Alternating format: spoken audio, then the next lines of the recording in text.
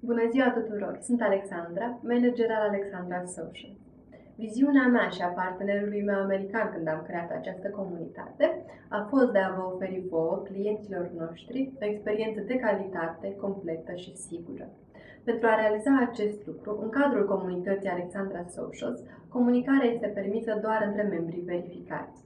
Fiecare profil verificat va arăta vârsta reală, prenumele și cel puțin o poză curentă a fiecărei persoane.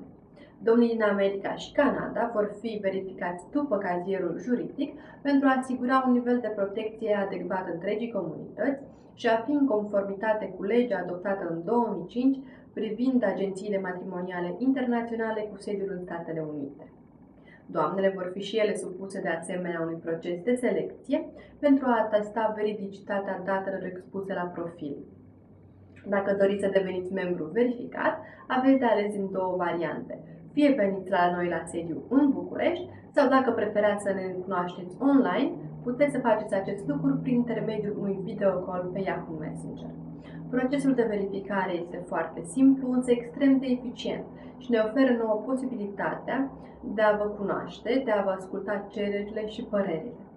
Sper că următorul clip vă va ajuta să vă faceți o idee mai clară despre noi și despre ceea ce înseamnă procesul de verificare.